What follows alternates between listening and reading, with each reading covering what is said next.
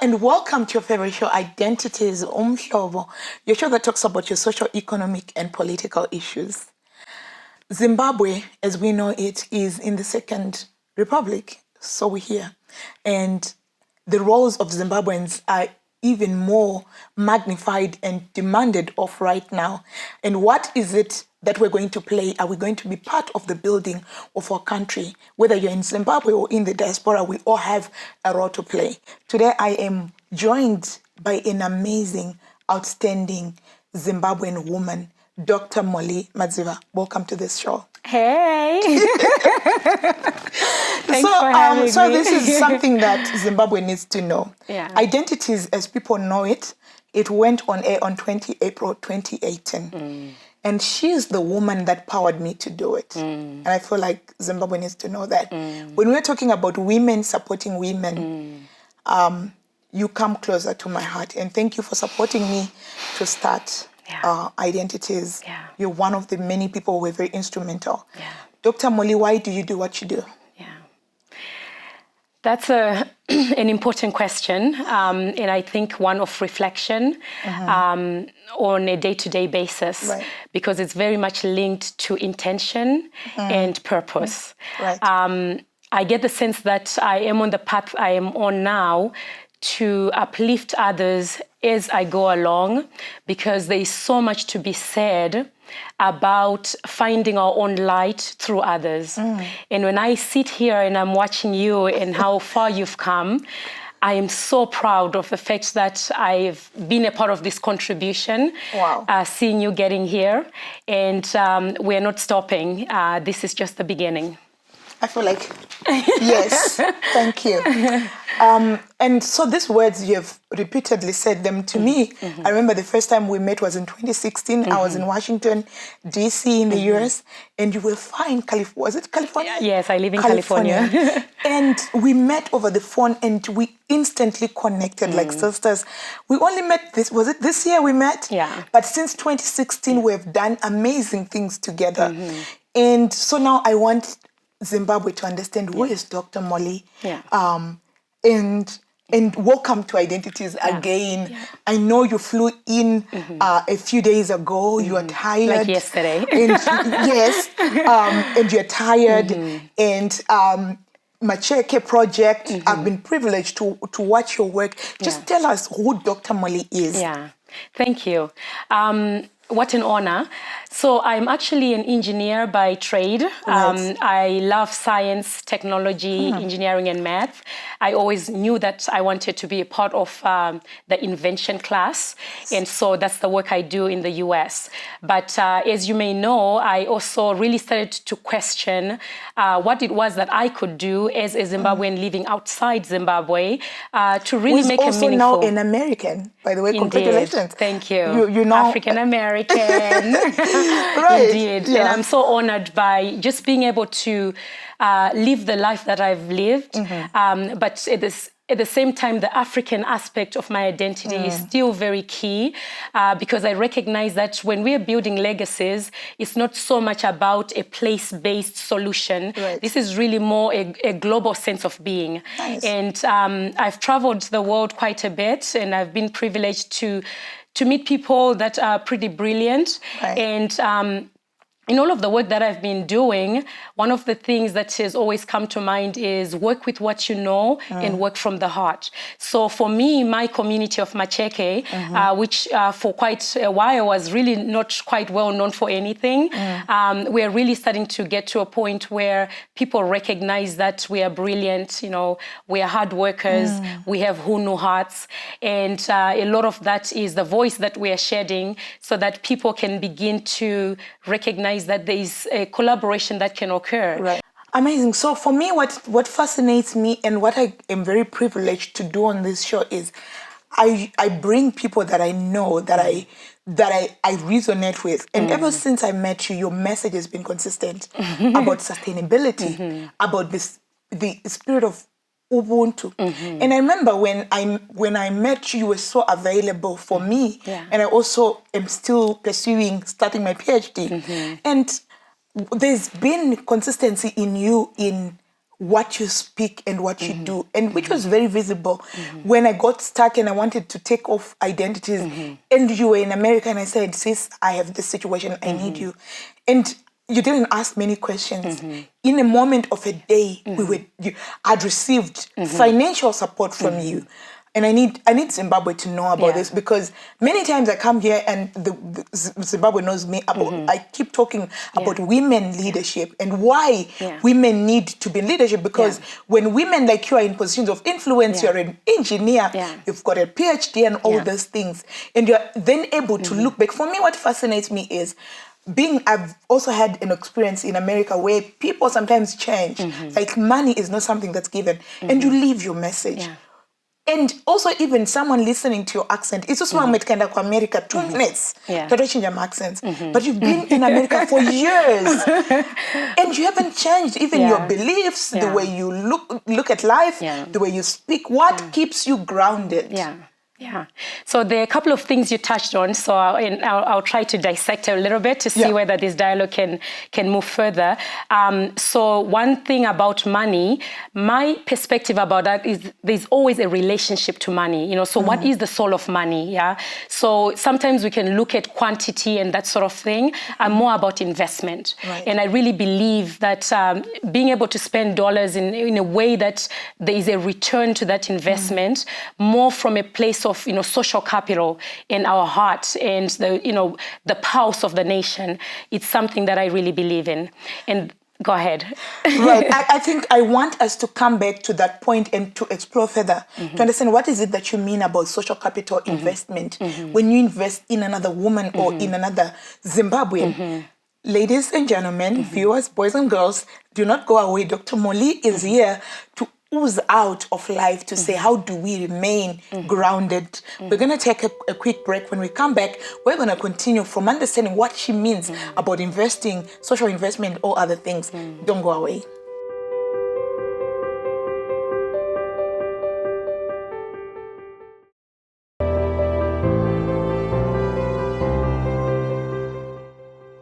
Welcome back to your show, Identities Umhlobo, where today we're talking to Dr. Moleen Madziva. The full name is Moleen. She grew up in Zimbabwe, but she was educated in America. Does it include your first degree? Yes. Maybe just quickly tell us at what age you went to America, and then the degrees that you've done, your first degree, second degree, and where you are now. Indeed. Thank you for that. So I went to the US in 1995, and in 2000 I graduated with a bachelor's of electrical and computer engineering. And I always tell people this, that I was one of 3 women that were working in my cohort at graduation, Black women, and it really made an impact on me to recognize that even though I've traveled so far, over 7,000 miles, I was still really a statistic. And at that point, I decided to then start working as an engineer, but at the same time, continue to study. And I got my master's degree in software engineering in 2009. And then after that, I went on for a PhD. But at that point, I really decided that I got the mastering of engineering. I really can get any system in front of me. I can test it. I can come up with requirements, any software system. And I was really becoming an expert. And thanks to the companies that had taken faith in me and were really, grooming me into an expert engineer. But I was also really concerned about what is my voice to the things that matter quite a bit to me. And a lot of that was the shift from this poverty consciousness into being able to sustain ourselves, but also go beyond that and be resilient and be able to thrive. And that's how I got into the PhD program. And in 2014, I graduated with a PhD in sustainability education.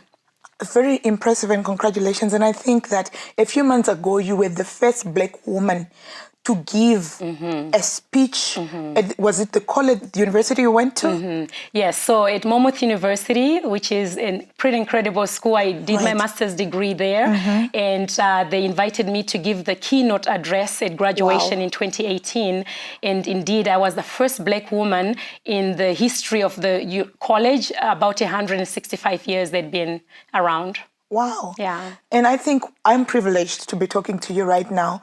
And I just want to revisit, you spoke, before we went on break, you started to speak about how you believe in social investment. And I want to then link it with the Macheke project. Sure. If I go back to your history, also your family, majority of your family members are in the US. Yeah. And yet you come back to Zimbabwe. You come back. And I also, it's important for us to talk about how many people you brought right now from the US? Yes. Actually, I traveled with a dozen volunteers, US citizens, plus myself, we are 13. Right.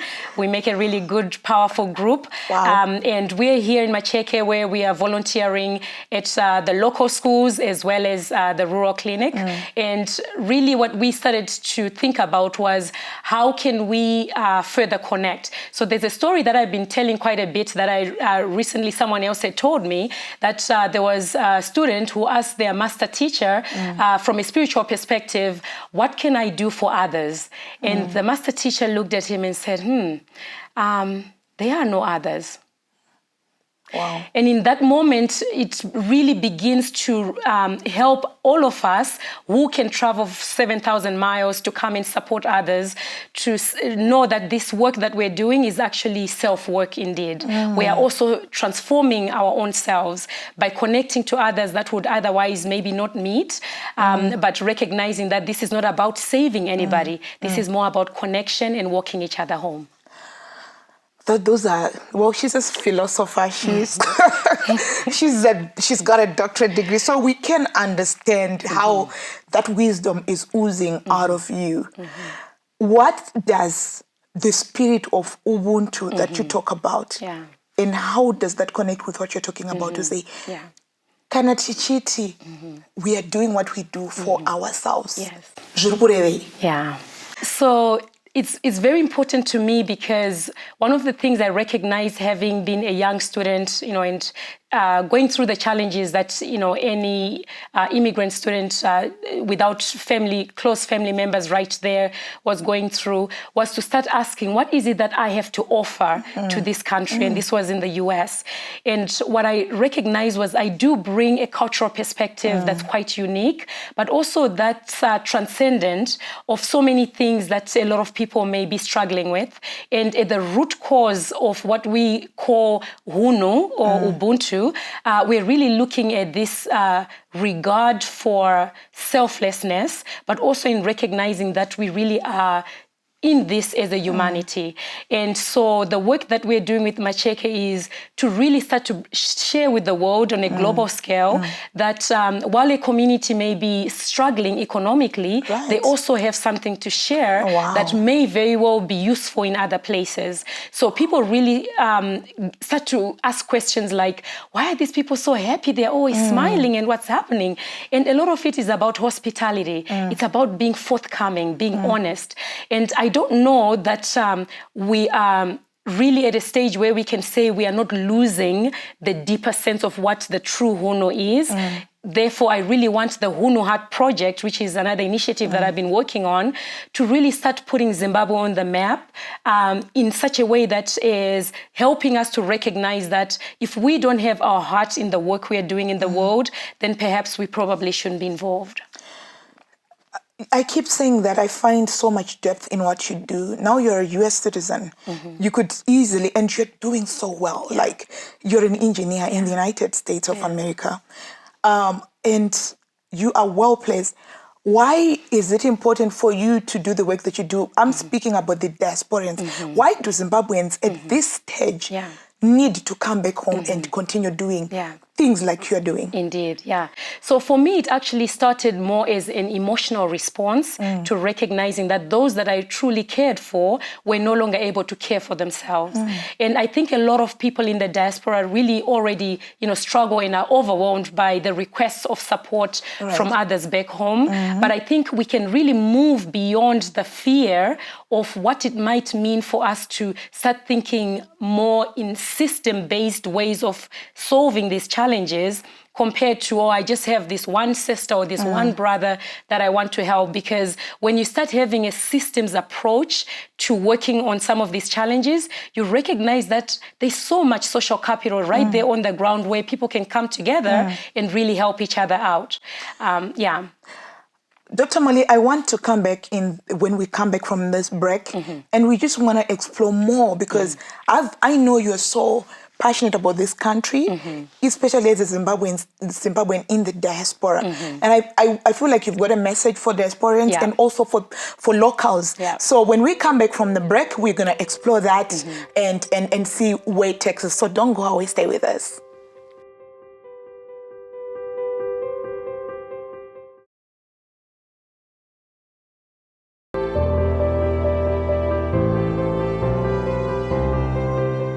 Welcome back to your show, Identities Umhlobo, where today we're privileged to talk about, to the child of the soil, Moleen Madziva. I have an undombokunzwa Dr. Moleen Mchimbo dedemura nerimiru amai. Asichidombo taura kutizo ni doku.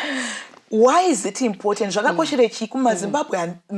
are abroad. What can they also do to be inspired by what you're doing, to come back to the community that you grew up?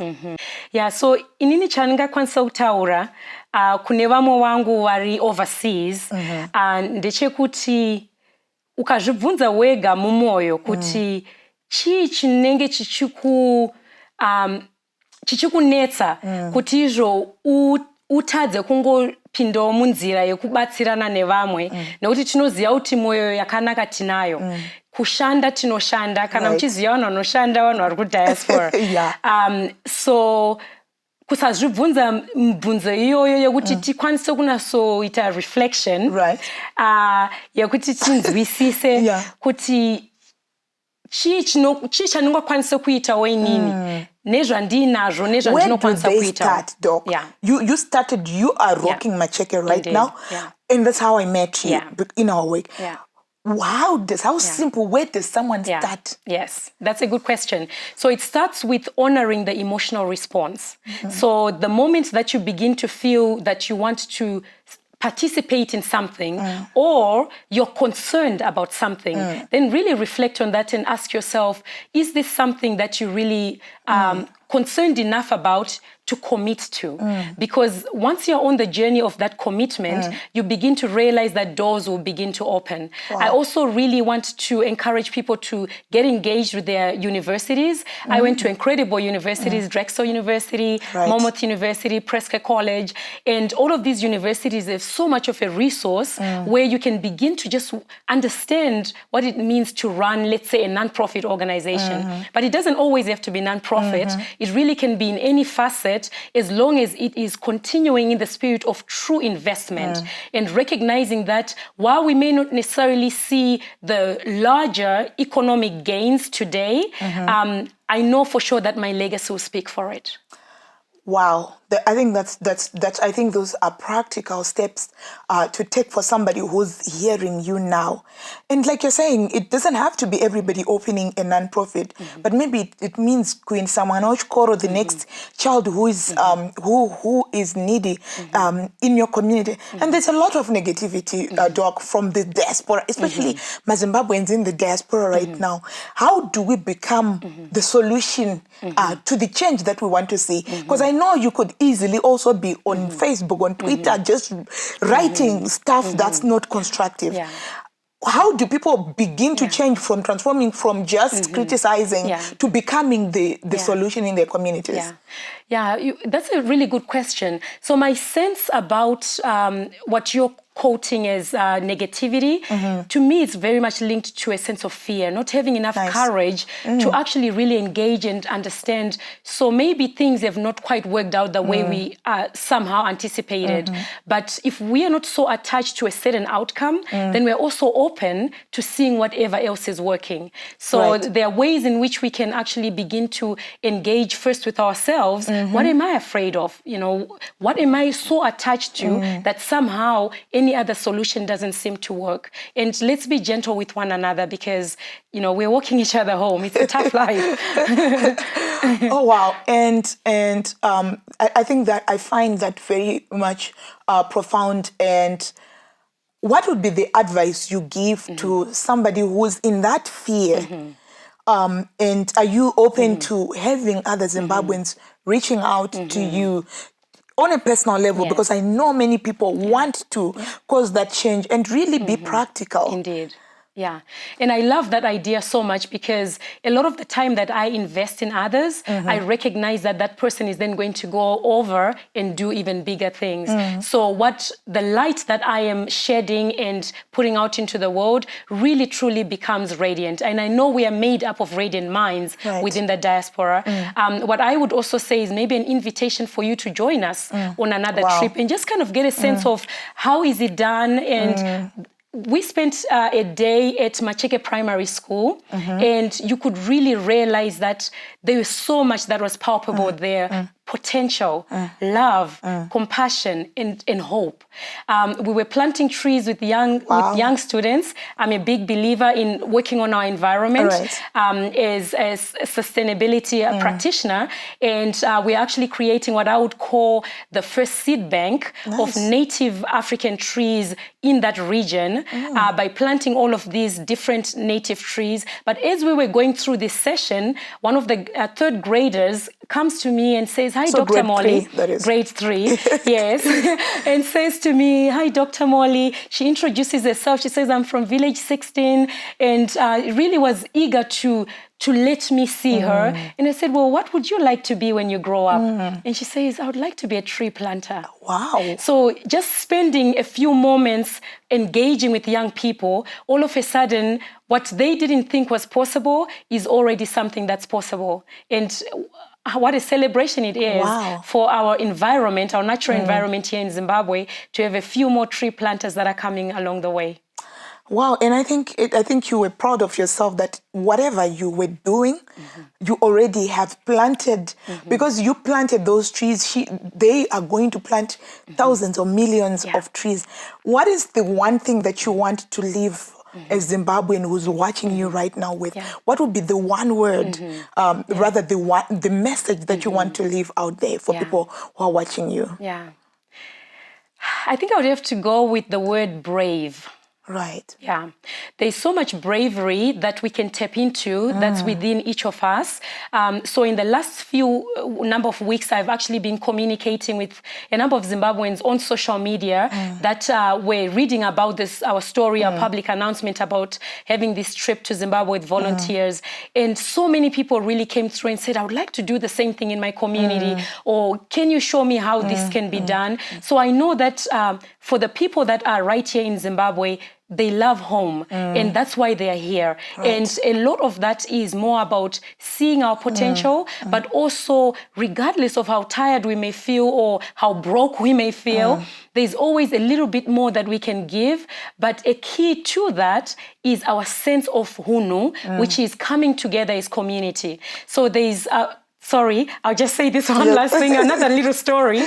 So, you know, there's always this thing where we say, when people come out into the village yard to watch the moonlight, it's not because they can't see the moon from their own homesteads.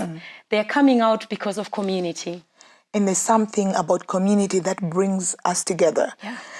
Zimbabweans and anybody who's watching, I feel like this is something that we need to move on as people, as we reflect on ourselves and the impact that we can leave. She spoke about the legacy that we can leave, but especially Zimbabweans who are in the diaspora, who have really been complaining and really sometimes spewing negativity, but to just say, okay, we can be the solutions that we want. It doesn't mean let's keep quiet. No, we need to speak out about things that are not well in our communities, but we can also do something. And I do believe that Dr. Molly's presence on this show today has shown us that citizens can be the change they want. Macheke project can be an example of how we can all be, you know, revisit where we grew up and be the change. And Citizens is that time of the of our program again where we hear from you, but one lucky viewer is going to have Dr. Moleen answer their questions. So do stay with us as we get into this next segment. So the message comes from Tekla Mabwe. She says, I'm a 17-year-old girl doing her Form 4 in Mutare. The problem in my community is the issues of gender inequality, unfair sharing of household chores, and gender-based violence. And Dr. Moleen, we just spoke about how you've become, you became a victim. How has it been for you as a young woman and who's now a very successful leader in tech? And because we know that in tech also there is a lot of men there. How does a young woman like Tekla overcome inequality in a community, speak out, but also march to where you are today? Yeah. So what I would advise, and this is more based on my own lived experience, a lot of it is about refusing poverty from very early on. And we're talking about the poverty that is induced from these inequalities. So in moments where you recognize that someone else is being put more ahead of you and therefore you are being undermined, I'm really a big believer in standing up and saying, time out, why don't we really assess this situation? It does make me feel uncomfortable. It does make me put in a position where I recognize that maybe some things may not be fair. I'm willing to learn, but I also am going to be courageous enough, and we'll go back to the word brave, to speak out in such a way that if you care enough about me, you can hear me out and maybe we can work out a way to get through things. Wow, she's just given us a lesson, a 101 on standing up for yourself, but in a constructive, non-aggressive, but a way in which that you can engage somebody so that they can also listen to you. I hope that, Tekla, that was helpful for you. You can join us on Facebook, on Twitter, on our WhatsApp, and we can keep chatting. But citizens and viewers, it was great having you on the show and having the amazing Dr. Moleen Madziva. She's Moleen Madziva on Facebook. You can follow her up and you can discuss further with her. Thank you very much, Doc, for coming. What an honor. Right. Thank you.